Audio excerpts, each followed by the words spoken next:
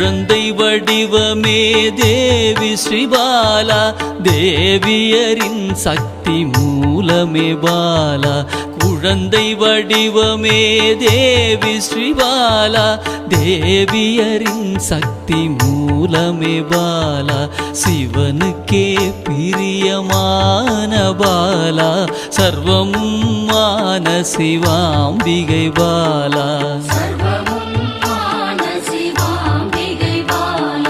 Bala சிவாம்பிகை Bala, Bala சிவாம்பிகை Bala.